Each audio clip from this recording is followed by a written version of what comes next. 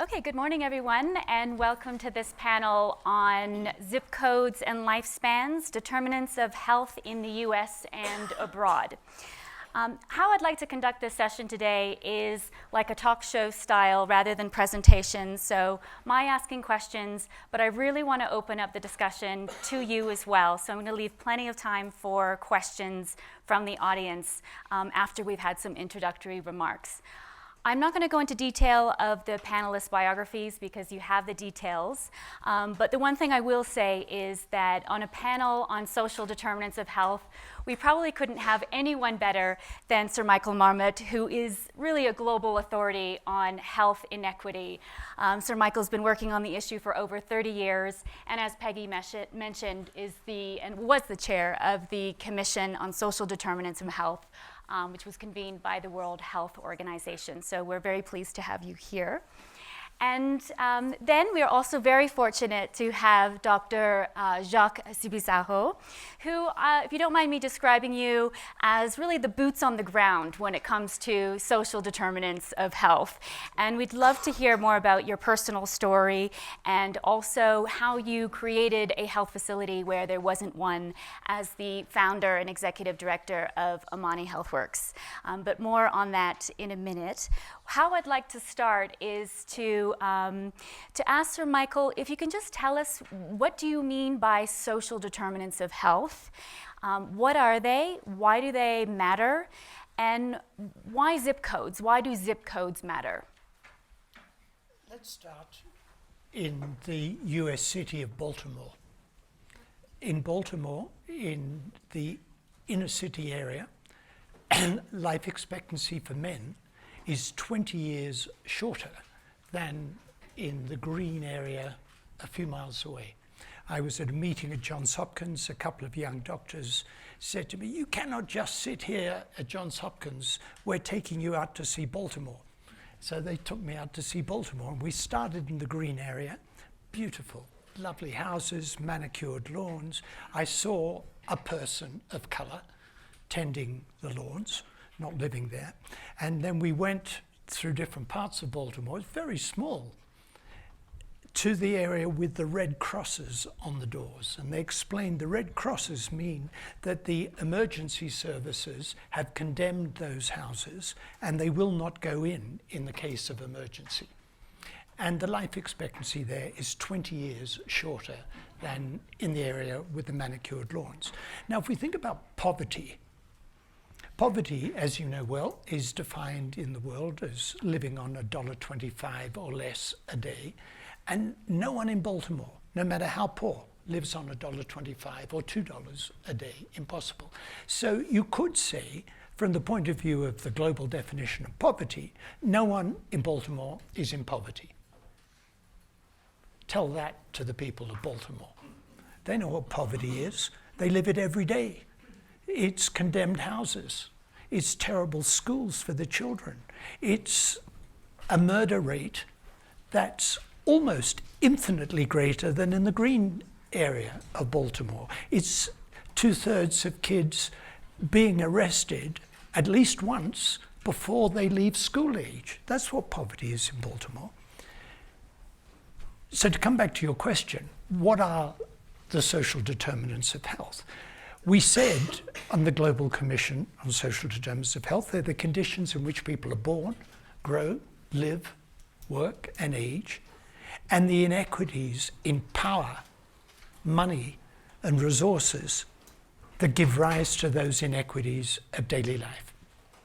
And just as I said about Baltimore, that you could say in a global perspective they're not in poverty, what we see in Baltimore, what we see in London, what we see in Glasgow, what we see in every part of the world, is not just the poorest people who have the worst health, but it's a social gradient. People second from the top have worse health than those at the top.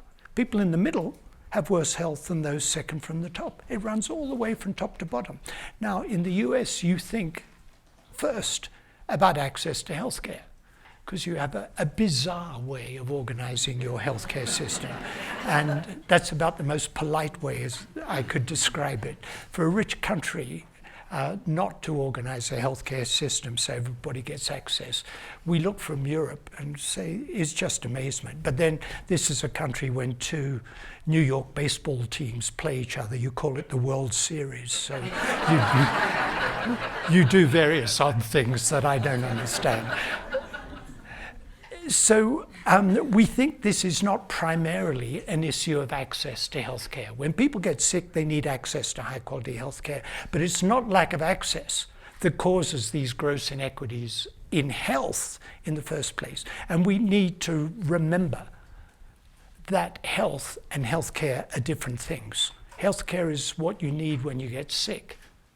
To get health, you need the social determinants of health, the conditions in which people are born, grow, live, work, and age. So then when we look between countries, we see as much as a 40-year difference in life expectancy between countries. So for women in Japan, life expectancy is 86. In some sub-Saharan African countries, for women, life expectancy is in the 40s. So we see a 40-year gap in life expectancy. My starting assumption is that we have the knowledge to make an enormous difference to those avoidable inequalities in health. We have the resources to make a difference. There's enough money sloshing around the planet to make a difference. What we lack is the political will. That's what I understand by social determinants of health. Okay, thanks very much. I'd like to pick up on this statement about personal conditions and ask you, Jacques, if you can describe the personal conditions in which you were born and how this has affected how you've developed Amani Global Works. So I'd like to ask people to think a second. Living in a very, very marginalized and destitute place, and all of a sudden find themselves in a moderate place that is something, and then after a few days or years, you found yourself in a country like America. I know most of us have never lived in places, have never experienced that, but in our mind we can try to, to think like that. And that's my case. Born in Ijwi, where my parents are from, so there was no school. There was no school, so there was no way.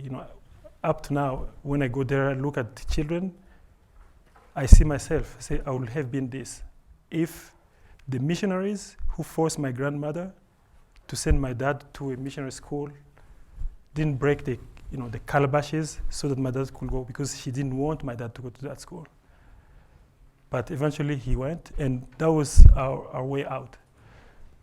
I'm going to pick, to speak about my experience, but I'm also going to pick on Michael, what Michael said about the example he gave about Baltimore. You live in a country where the country is divided in two.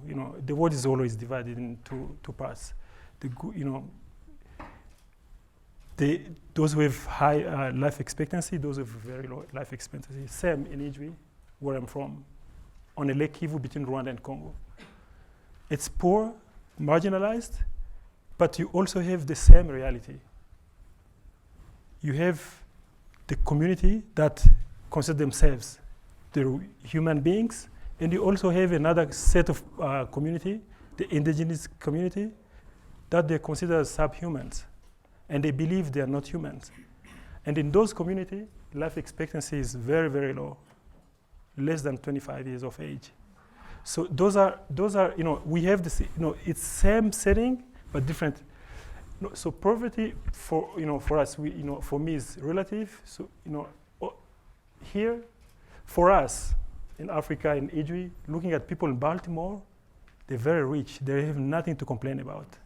I go speak to high schools in New York City, schools that consider themselves so poor, and I always almost cry and tell them, you have no idea. Your school is the best, is better than the top school in the area where I come from. So looking at those, those elements, having lived in 3 different situations. It's like having fever. You have 104 degrees. In 2 seconds, you have 96. It's hard. You can die. It's hard. It's troubling.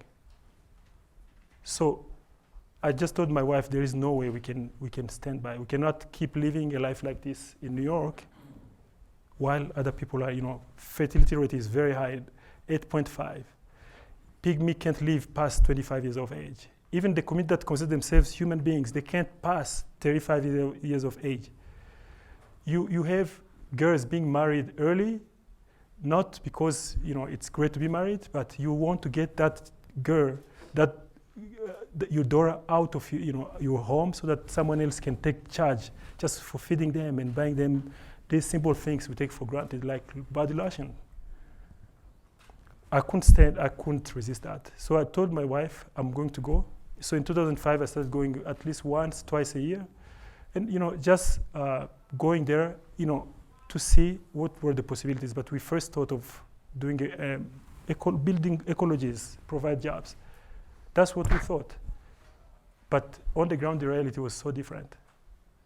Having experience, in this community of pygmies, that 2 children who died because they couldn't access healthcare, because they couldn't be touched. Now, even though, let's say, they were able to go to the nearest clinic, they couldn't get there. It's too far. It's 6 hours walk and mountainous. And they express, we love this idea, but why don't you build a dispensary? But in the process, I approached Harvard students, and with my crazy idea, I said, how can you help us design, an ecology, ecotourism, and things like that. That's what we thought was really needed, but the community told us otherwise. And we shifted. We decided to listen to the community, and that's how Amani started. The community built its own clinic, but that's not, I will try to be as brief as possible. That's not the issue. You can have healthcare. We do have healthcare here. We do have many hospitals. We have great doctors, but that's not the issue. And as Michael pointed out, there are other elements that influence better health. Can you give us an example of a social determinant of health in Congo? One of them is just the empowerment. I'll just give just briefly, that it doesn't cost you nothing. Empowering people. Telling people, this is yours. This is your health clinic. This is your community. Deal with it wherever you want to. And our case that I mentioned, previously, before we started, people just died from cholera. It's a preventable disease. Simple methods, doesn't cost us much to do that. But once we involved the community, we were able to really treat everyone and save everyone. Not a single woman, not a single child, not a single man died. That's how, when you empower people, they feel included, you can influence. How do you empower people? Because people can feel that they're empowered, but do they actually have the agency to create and achieve change? How do you empower people? Just listen to them. As simple as that. When you come in with your idea, say, I'm going to build an ecology, I'm going to build a school, have the courage and the humility to ask them, what do you think? And be prepared, mentally, spiritually, emotionally prepared to change, to shift, to have 360-degree shift. Be prepared for that. And consider that they are as creative as we are. Okay, can I challenge you on that Sure. a bit? Because a lot of examples of health outcomes that have been achieved have been the result of policy changes, rewards for healthy behaviors, and in some instances, punishments for unhealthy behaviors. So what role does empowerment really play up against policy change, which some have told me is actually a more efficient means to creating change than helping people to make their own informed health decisions through information and empowerment? I think I'm going to move from Congo to Rwanda because that's my life. So Rwanda has done something very, very interesting. I'm not going to mention politics. we all know what happened. So in less than 20 years, they've been able to double the life expectancy. This has never happened in the United States. They were able to decrease HIV rates, TB, malaria by 80%. There is no such thing. We have never had such thing after what happened. And what I believe happened was you have very strong leadership in Rwanda, but that's not enough. You need to have people who feel trusted, who feel considered in the decisions. What Rwanda did, you have your culture. They translated, not only in words, translated all these papers, that are written by World Bank, International Monetary Fund. They translated in Kinyarwanda, and not only that, they went further, translated their own realities, own cultures. And I believe that's what, the communities with better policies, the community moved all these indicators. Okay. So Michael, you wanted to comment on the empowerment solution. Yeah, I think you're, with respect, making a false dichotomy between policy and empowerment. I've been thinking about this a lot lately. When I say lately, I mean the last decade. Imagine you are a 6-year-old girl in a village in Bangladesh, and you're sitting outside watching your little brother play in the dirt because your parents are off working, and the fairy godmother comes.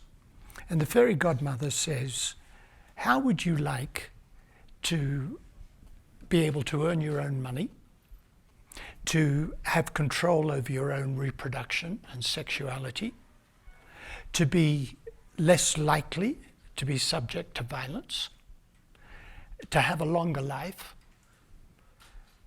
and you won't have to go outdoors like your mother has to do, the indignity of passing water and excrement outdoors. And the little girl says to the fairy godmother, yeah, can I have all those things? And the fairy godmother says, yes, it's called education. And you don't need to believe in fairies to get it, or make a Faustian pact with the devil. If you want to empower that little girl, you don't say, control your life. You say, we are going to invest in early child development and education. The society has to do that. The individual can't do it for themselves, and probably the individual family can't do it for themselves because they're impoverished. The society has to do that. And we know in country after country, empower women through early child development and education, and all those good things will happen. They can get jobs, they can be economically independent, they can control their reproduction and sexuality, less subject to domestic violence, and have an indoor toilet. Wow, you can get all that. But to empower women requires social action. So it's not policy versus empowerment. It's actually getting the policies right so that people can have the opportunity to take control of their lives. I'm going to, ask. I hope this is. You keep coming back to empowering women, and all the word impoverishment is coming more often. The question I always have when doing this work: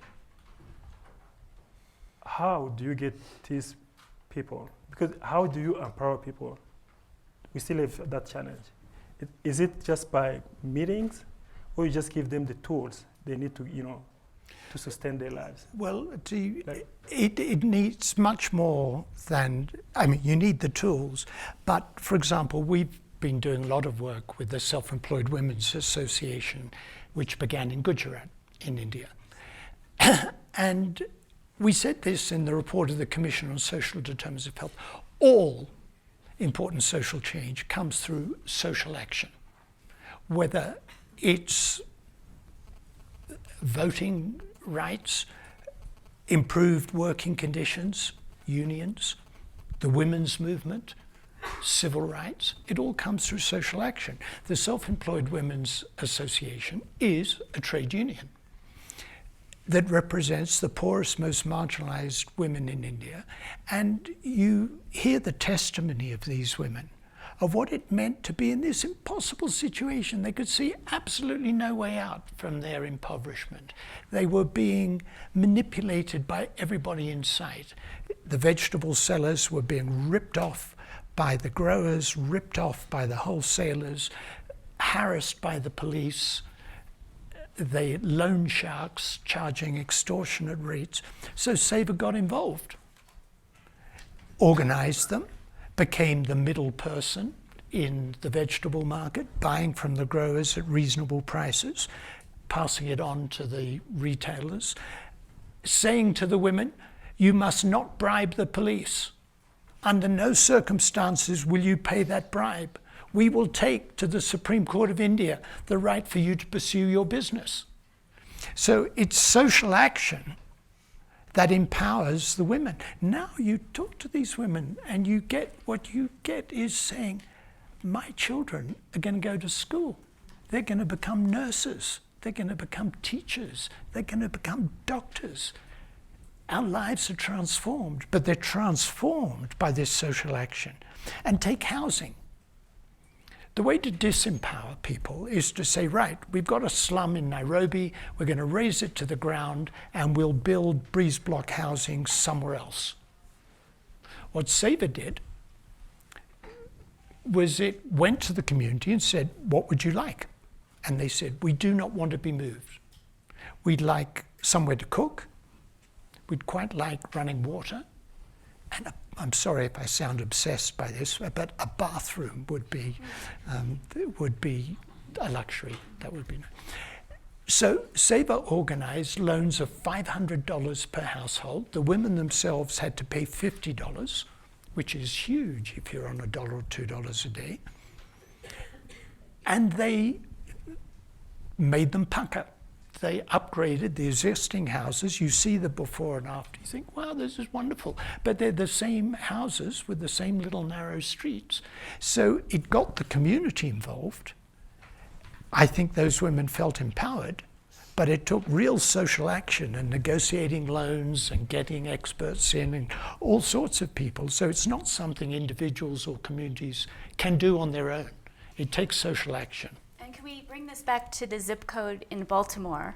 Yeah. Is there a lack of social action in that zip code? And is there something that zip codes in the US can learn from the global South on social action? Well, what you get in rich countries, US and Europe, one European Minister of Health said to me that don't come along with this social determinants nonsense. Health is a matter of personal responsibility. No one in the US would say that, would they? You know, it's your fault if you're poor, and it's your fault if you get sick. And so look after yourself. There are people that say that, oh unfortunately. No, you're kidding. You're kidding. I couldn't believe that. Not enlightened people in this country, never. Well, just in case there was somebody who said that. Whereas on the other hand, people like me say we need social action. I think this is a false dichotomy. So when you ask what can we learn from the global South, when I was in Thailand, the health people in Thailand talk about the triangle that moves the mountain. In fact, they gave me a T-shirt, with the triangle that moves the mountain. And the three corners of the triangle are government, knowledge, including academics, thank goodness, knowledge, and the people. And at this People's Health Assembly, they had the Prime Minister, they had people, and they had the Academy represented. That's the triangle that moves the mountain. It's not government or the people. You need the people, and you need government, and you need knowledge. And you've got to bring that triangle together. And bringing it together can move mountains. Okay, and I'm going to pose the same question to you, Jacques, as to what the global South can learn from the US or the North. But before you answer, I also want to now begin to take questions from the audience. And so if you could stand at the mic, and I'll probably do 3 in a row so that we can keep the conversation moving. And then, and if you can introduce yourself before you ask your question, that would be great. But first, while we wait for brave souls to go to the mic, Jacques, I mean, what can the Global South learn from the U.S.? I do think one great thing I learned in the Western countries, Europe and America, is democracy. It sounds, we hear that a lot. I think the best way to feel that people are empowered is through democracy. When you go somewhere, people can freely vote, can freely choose their leaders, you know that that country has been empowered, people have been empowered. We have now elections all over, all over South. But do we call that democracy? I will just give an example. We have been held hostage. Ijwi Island, where I'm from, the Eastern DRC, and other countries, just for 2 things: access to healthcare and food. So when the election cycle approaches, politicians will come, like to Ijwi, with few bags of rice, and they will ration the population, give them maybe 1 kilogram of rice, and vote for me. And after that, so we are being held hostage. So in that cycle, is that democracy? Is that empowerment? Or even, it's even, killing even the creativity of people. The second thing, we had the best healthcare system in Africa, in Congo. There was no one walked 30 minutes to seek care. And those health facilities are all down. Some don't exist anymore. This was intentionally done because when the election cycle approaches, you just promise people, no, we'll rebuild the clinic next to you, we'll bring that next to you, you vote, once they're gone, it's over. So it's over. This has been going on for years and years. What we can learn from the United States is that people do speak here. People do tell their leaders at the community level, we send you there. You may forget us, but in 3 years, you'll come back to us. And we've seen Eric Cantor. Where is he? For me, I learned the story of Eric Cantor. It's not about Tea Party, the other part of the Republican Party or Democrats. I looked at this as the best way for me to learn. This is what we need in Africa. You go there, spend your 5 years, get $15,000 a month, and forget about everyone. But in 5 years, we'll not send you back. Accountability. Accountability. That's what we need to. But one thing that America, I believe, needs to learn from the South. I'll go back. In Ijwi, we are not there yet, but we are following. We are on this, and I believe in 5 years we'll be there. We'll be there. How can you change people's lives?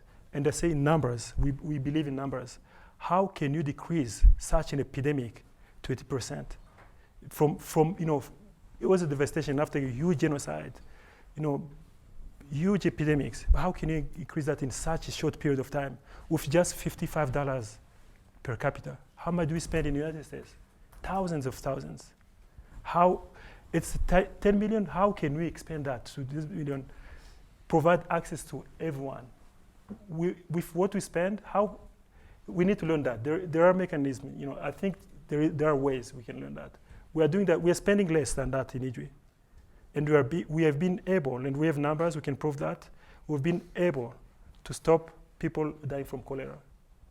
We used to be 200 people, 60% will die.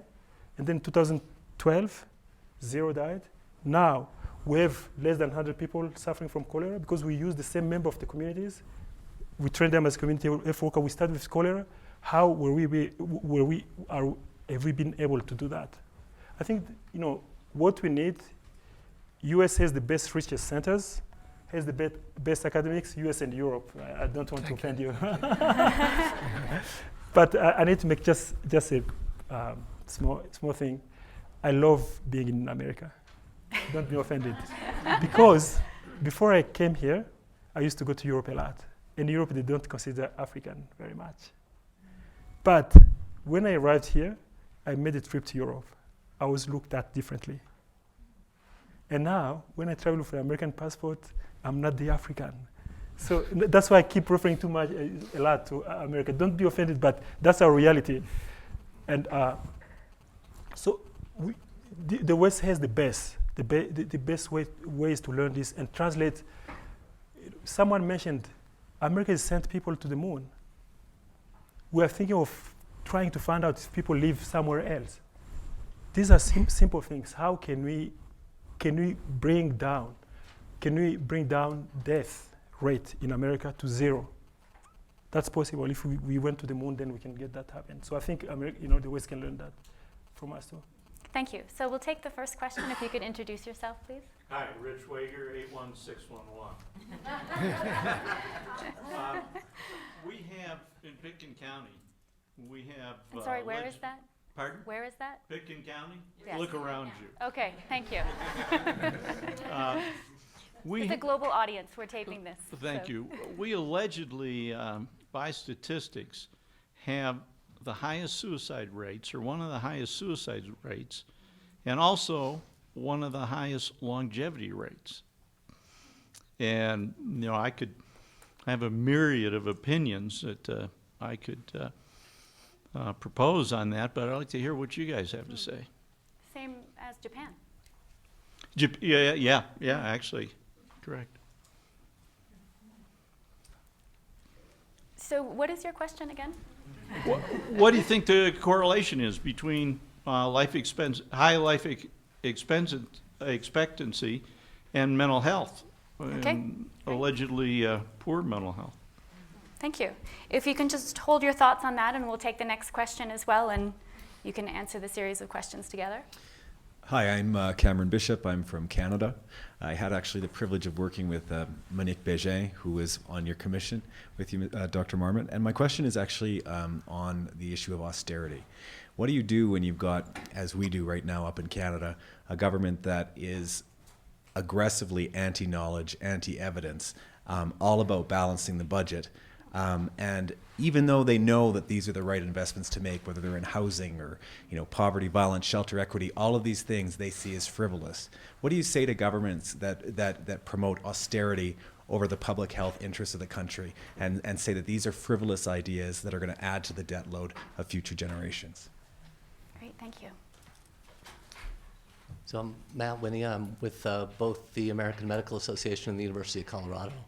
I have a couple questions, but they're the same because they're about language and the words that we use to express various ideas. I like to delve a little more into the incentives versus empowerment, which Michael, I think, appropriately called a false dichotomy, in that both are tied to policy changes. I'm wondering whether incentives is the right word when what you're really talking about is removing barriers. And I'm wondering whether empowerment is the right word when that, frankly, it just bugs me a little. It sounds a little paternalistic. And I liked what you said earlier, Jacques, that essentially implied these folks already have a voice. It's not being listened to. And empowerment to me sounds like I'm helping someone else to develop their voice.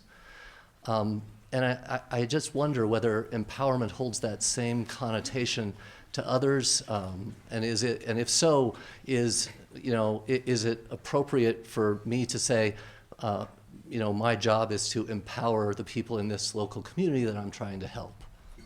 Excellent questions, thank you. Jacques, can I ask you to respond to them first? Yes. This is something I'm glad you brought this up. My friend from Colorado. The first question about life expectancy, very high suicide rate, and mental health. Sorry, English is my second language, my third language actually. So I'm thinking in French and Swahili, and my native language, and then. So this is another area I believe that the West can learn from us. We have, on all accounts, on all indicators, we have worst thing. We don't have food. We live in war zones. We experience genocides in large scale. We are so marginalized. We're not considered. But people, you don't have this thing. It's my own experience. I went through a lot. I've suffered hunger, starvation, torture, marginalization, you name it.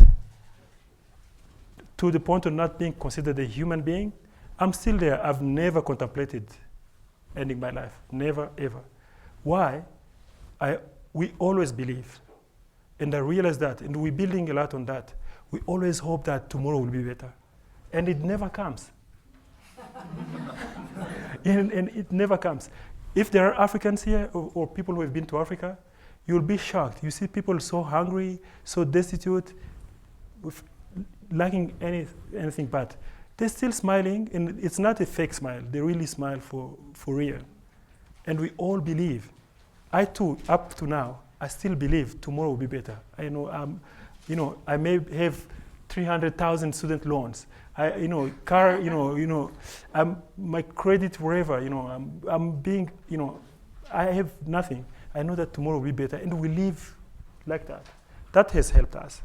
So I don't know if I respond to that. I'm going to move to the second question. I don't have, I'm not very good in American politics, but promoting austerity is good. There is no, for me, I believe, when I look at Spain, Greece, Portugal, and I look at United States and Canada, and because of the financial crisis we went through, this, during this economic, problem we're trying to get out of. I don't believe for me, I believe there is no real reason to push people to austerity, because we are spending so much, we are wasting so much. How can you spend more than $2 trillion on healthcare? Even half of that will make everyone happy, will decrease, the mortality rate, will allow everyone to access healthcare. I don't believe in austerity. I believe in being responsible and decreasing the power of lobbyists. I think that's what is killing, the Western society. For the third question, they do have a voice, and we need to listen to them. But I have one thing, like incentive versus empowerment. One thing, I'm going to bring up, regardless of what people think, if they agree or not. But I'm a big fan of Muhammad Yunus with his microfinance ideas. Something genius he did, many people don't talk about. He really empowered the communities. How? I don't know if he realized that. He brought everyone together. For women to be able to borrow money, even $10, they had to be part of a group of 4 or 5 people. You had to be part of that group. They didn't realize that he didn't realize then that he was building and strengthening and empowering the community by bringing them together. So incentive, you want the $40, a very, very low interest rate, join the group. Because in that group, they will help you how to manage, how to live, how to care for this. If your family member is chronically ill, they will help you to manage how much you can spend so that you can still have some money to keep your business on. I believe that's something we investing a lot, we're trying to think with the community. We think a lot of the community. These big ideas, we try to bring them down to basics. How do we build on that? How can we do the same thing, but with our realities? So I believe in the power of incentive. It's very important. When you send out community health workers, they're going to care for the community, but they're putting in their times, they're leaving their families. You need to value their time and the involvement. It's very important. You need to value the time and involvement of the community. That can be applied in both worlds, the West and South, the North and South. Thank you. Sir Michael? Just to make it different, I'll start at the other end and work back to the first question. And sorry, just to say, we have some more time for questions too. So if there are others that want to come to the mic, we'd love to have you. So is empowerment the right word? I have no idea if it's the right word. I myself had talked about control over your life, and my own research evidence shows that people who have more control have better health, but that control comes from the environment. So, for example, looking at control at work, you don't say, I'm going to take control of my workplace. The managers structure the workplace in a way that allows people to take more control. So I don't see it as paternalistic. I see it as creating the environment for people, to use the words that Amartya Sen uses, to have the freedom to lead lives they have reason to value. So I see it as almost the opposite of paternalistic. Now, Amartya Sen, who was a member of the Global Commission, said, what about agency? Well, that sounded too social science-y. So I talk about control. Agency sounds like social science. So in the end, we talked about empowerment.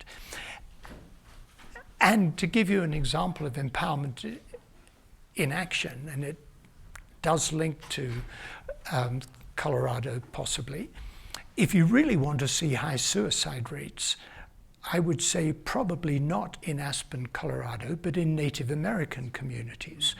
And similarly in First Nation communities in Canada.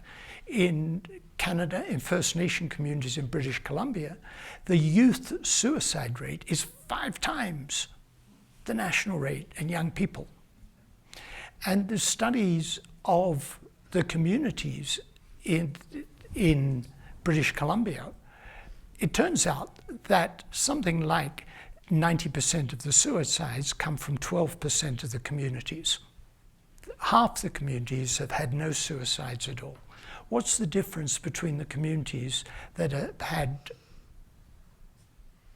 the unbelievable tragedy of a young person taking their own life and those that have been spared such tragedy?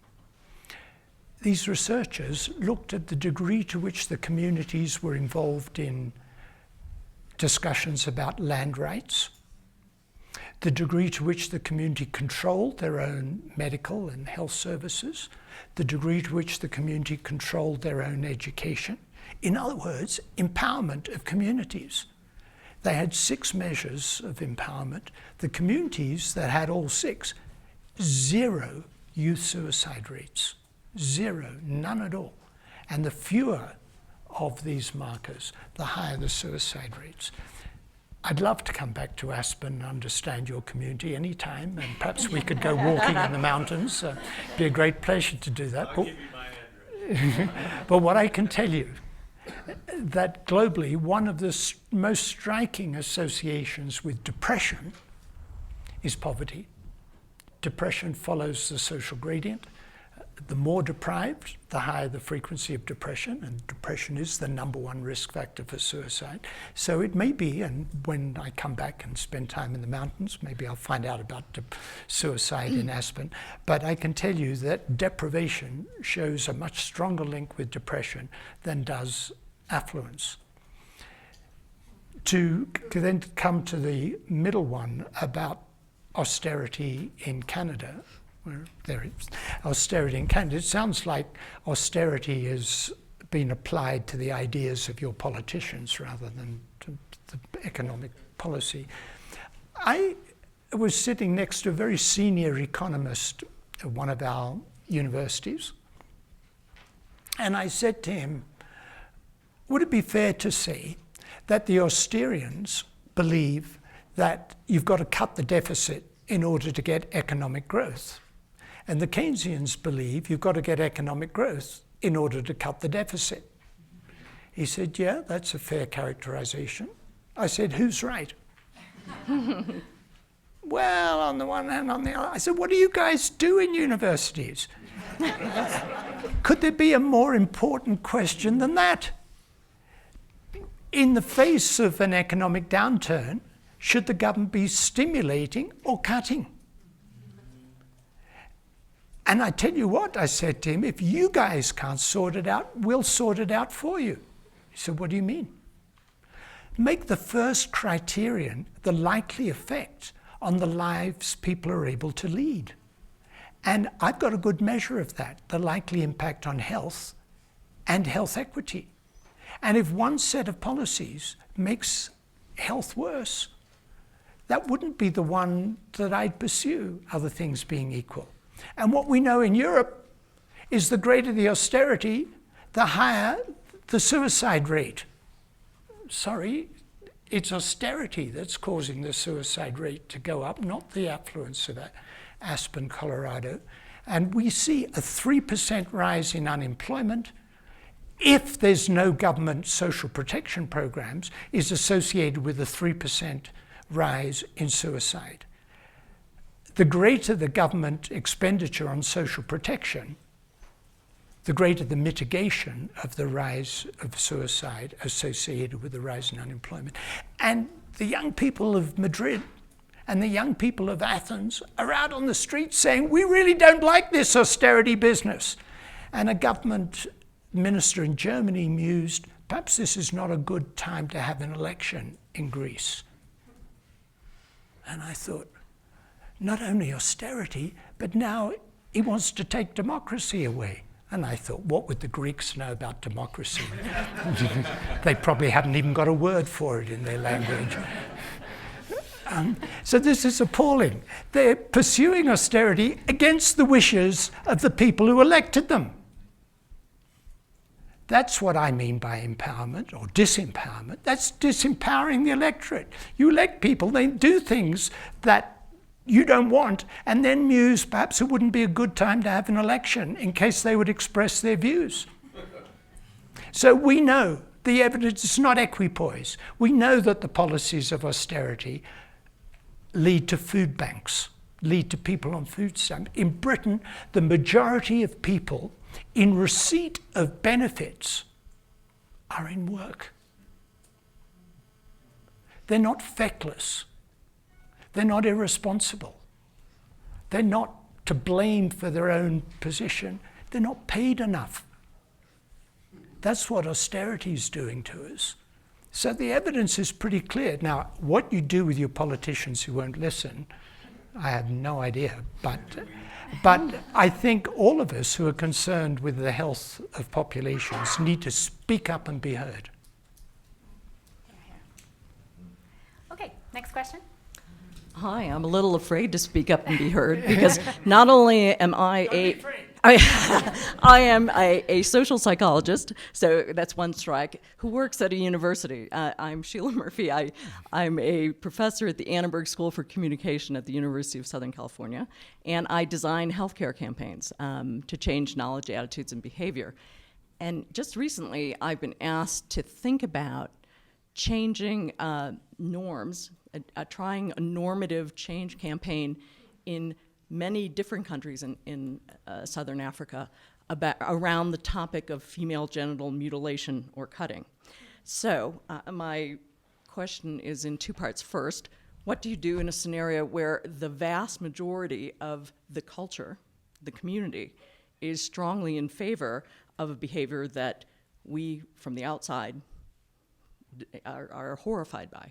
So in other words, left to their own devices, if you asked them or empowered them, they would continue what they've always done. Secondly, should we intervene? Is that a bit paternalistic? I sort of resonated a bit with the earlier question. Thank you, Sheila. And we'll take the next two questions as well. Okay. My name's Linnea Carver. I just graduated from college. I'm not here with anybody special. I leave in a few weeks to join the Peace Corps. I'm going to be teaching science in Africa. And my question is, how do we as very privileged individuals here, and also in terms of our foreign policy, all the way from the scale of the individual to our government, promote autonomous and sustainable solutions that promote good health in foreign countries? Thank you. Hi, I'm Asa Firestone. I'm the founder of the Centro de Escalada Urbana in Rio de Janeiro, as well as the CEO of Beyond Gear. There's a study out there that says that in today's world in the US, kids these days spend 7 hours behind electronic media and only 7 minutes outside. And I think that that's just astounding and incredibly depressing. And I wonder, what is the correlation between life expectancy and the accessibility to the outdoors. Thank you. So each panelist has 3 minutes to answer the 3 questions and summarize their main points.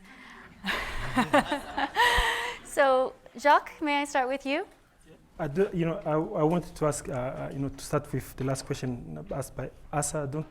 So you're asking the correlation between life expectancy and the outdoors, the time people spend outside? Yeah, access to the outdoors. I mean, you looked at Baltimore, and even how you started off in the session, you referred to the green spaces of Baltimore versus the inner city. And so obviously there is this correlation between life expectancy and access to the outdoors rather than just being confined to slums or to the city. And I just to emphasize, I think that there's a big difference between a first world nation, somewhere like in the U.S., right, where versus somewhere outside of the U.S., specifically Brazil or in Africa. I think that it's a very different situation. Yeah, different. Yeah, I'll leave that to Michael. Yep. Because but if that were the case, I think people in Egypt will have the highest life expectancy. It's green. They spend 16 hours outside. They have a beautiful lake, fresh lake, but the life expectancy is still very low. So I'll leave that to Michael. So you can. But I'm going to go back to Sheila. It's tricky. What do you do about a behavior that we now live in the West we don't like, but the culture allows? I think we need I think there are things that whether you are from the West or the East, because before, remember, most of our communities, especially in sub-Saharan Africa, just have been they were close to themselves. They didn't know what's happening outside. It's for some communities, even Ijwi, where I'm from, 20, 30 years ago, they thought that there was no other world besides, farther than 50 kilometers from the island. So for them, there are things they were doing that seem normal, like marrying their daughter at 15. That seems normal, but it's they believe it's normal, but it's not normal, because we now live in a global society. There, in terms of like healthcare, let's just talk about genital mutilation. I believe, whether you live in the West or the South, I think it's wrong, because it has a big health toll on a woman's body. I've had patients. We don't practice that in this region, but some women have had some similar thing, similar experiences, and it's heavy, and they deal with that for the rest of their lives, and they can't express themselves. So those things that there is no, you need, but you don't impose. Speak with the community, understand them, why they do that, and try to find ways how, don't blame, don't condemn them, but tell them, we in the West, we can't do this.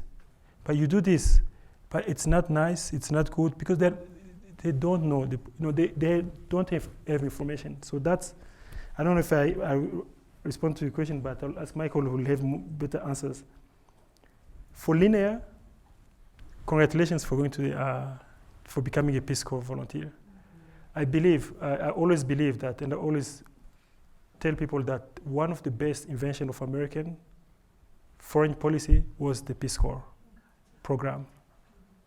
That's the only program that allows everyone who goes into that to fully immerse and live people's lives abroad. And I've realized, I have friends, many friends who've been Peace Corps volunteer, they come back different. They don't judge the communities they lived in. They understand the communities, but they still have their own values. And those are people who make, and those who go back, especially in Africa, they do better job than the rest and those who were, in Africa. So congratulations for that, and really, I hope you learn a lot. I think, America is a lot. America is the richest nation in the world. We are able to spend billions, trillions on war just to chase one person. So what if we chased poverty in Africa. We just decide, okay, now we're going to bring 150,000 troops. And these troops, it's not soldiers with guns and this. We're going to send each one of an American. It's like all American 300 million Peace Corps volunteers. We send them, each American, 300 million Americans, we are almost 1 billion African. I'm just talking for African, don't talk Southeast Asian.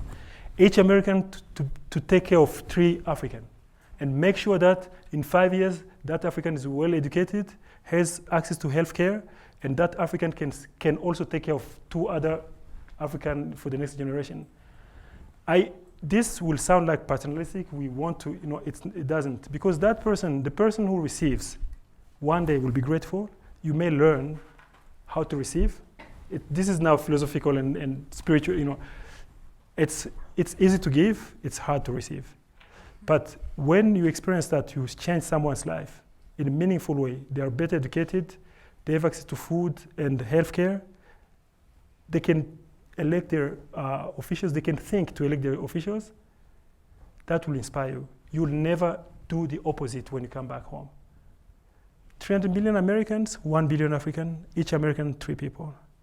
So it's possible to, like Muhammad Yunus said, we can move poverty in libraries and museums.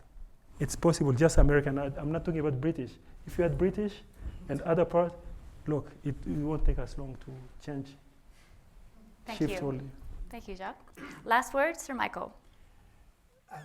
On open space, data from Britain are very clear that access to open space follows the social gradient. The richer you are, the more access you have to open space, of course.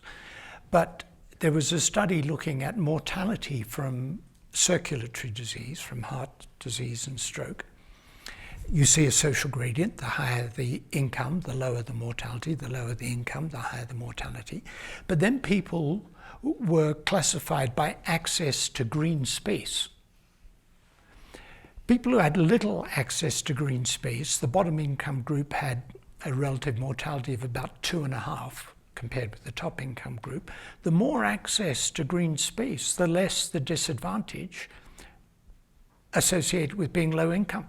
So in the group that had the most access to green space, the relative mortality was about 1.5, not 2.5 in the bottom income group. So access to green space was related to lower risk of dying, and it reduced the social gradient. So if we could engineer our urban design, and we calculated that if you took 1 year's expenditure on road building in Britain and created 2 urban parks in each of 500 local districts, 1,000 urban parks, you could extend life. And the evidence is that exercising in green space improves mental well-being. For those who are allergic to exercise, I have good news. The benefit came after 5 minutes of exercise and didn't increase with duration. So you only have to get out there and do a bit, which is good news. But so it's very clear that in an urban environment, in a built-up country, then access to green space does prolong life. Let's take the example of, Jacques talked about genital mutilation. Let's take the example of domestic violence against women. And we were involved in a meeting about that recently. If you ask the question, what proportion of women say that it is acceptable for a husband to beat his wife if she refuses to have sex? There are countries where 80% of women will endorse that proposition. It varies by country. But, and it's very hard to talk about this, it's just so appalling for words, but in each country, the higher the education of the women, the less likely are they to endorse that proposition. I do not start from the position that we should be culturally sensitive and say, well, that's the way they do it in that culture. They beat their wives if the wives express autonomy. I start with a higher proposition, which is the right of a woman to be treated with dignity. And that has to trump the cultural difference. So yes, we've got to be sensitive culturally. We've got to respect cultures, that is part of empowerment. But if that culture says it's okay to treat half of humanity in a subhuman way, that's completely unacceptable. And we know it's unacceptable because the more education the women have, the less likely they are to endorse that proposition. So education and that cultural difference will start to diminish, and I guess you need to educate the men as well as the women. To come back to your question, it's a long answer to your question, but let me give you a shorter answer, which is that I think in many countries in the West, and I'm thinking about Europe as well as the United States, we have a democratic deficit. We've had recent European elections. A tiny proportion of the population voted, and all over Europe they voted for really nasty politicians, really nasty, xenophobic, racist, small-minded, insular, really nasty. And people's interpretation of that is that our politicians are not reflecting our needs and wants. We are disempowered. When you look at the proportion who vote in US elections, it would be possible to say that some of the same is going on. When you look at what our politicians are doing, supposedly in our name, in European countries, in the US, we'd say that's not what we want. I would say the more people like you are going to Peace Corps, the more we are all engaging with what it means to lead a life of dignity, which is at the heart of empowerment, not just for ourselves, but not just for our own communities, but for the global community, the more we can try and bridge that chasm between us and the politicians, address the democratic deficit, the more we will solve poverty in Africa, solve disempowerment in Baltimore or Glasgow, and improve health and well-being for all of us. I think that's an excellent way to summarize the discussion. Thank you very much. Thank you to our audience, and thank you to our panelists.